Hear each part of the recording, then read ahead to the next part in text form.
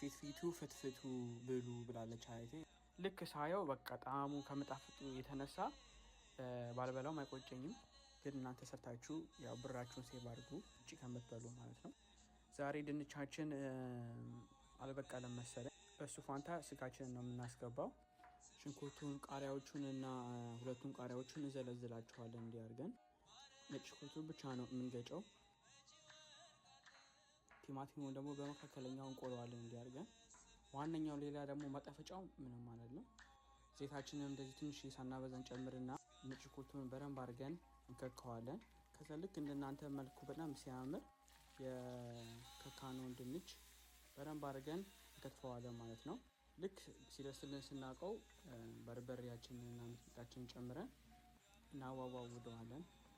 በደንብ ካዋዋድነው በኋላ ኮረሪማችን ነው የምንጨምረው። ኮረሪማ ማለት ያው እናንተ ማለት ናችሁ፣ ያው የፍቅር ሰው ስለሆናችሁ ማለት ነው። ጠብ እያደረግን በደንብ ከማሰለው በኋላ ስጋችንን እንጨምራለን። ቀጣዩ ላይ ለስጋ ዋነኛው ነገር የሚያስፈልገው ስጋ ነው። ስጋው እንደዚህ ዘግተን ከፍተን ከፋፍተን አማማሰስለን። ከዛ በኋላ ውሃ ትንሽ ጠብ እያደረግን ድጋሚ እናማማሰለዋለን። ከዛ በራሱ ውሃ ደግሞ እንዲመጠጣጠው ካረግነው በኋላ ትንሽ ውሃችንን ዘግተን እናንተከተከዋለን። ከዛ ቅቤያችንን በደንብ ከጨመርን በኋላ መደለቂያውን እንደባባልቀዋለን። ከዛ በኋላ የተለያዩ ቃሪያዎችን በደንብ አድርገን ከጨመርን በኋላ እሳቱን እናጠፋዋለን ማለት ነው። በራሱ እንዲተከታተክ።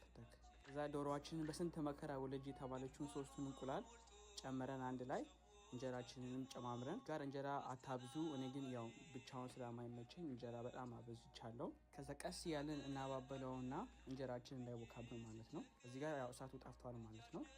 ከዛ በኋላ ልክ መድረሳችንን ስናውቅ ሳህናችን ላይ ገልብጠን ገለባብጠን አበጥረ ነው። ከዛ በኋላ በስመ አብ ወወልድ ወመንፈስ ቅዱስ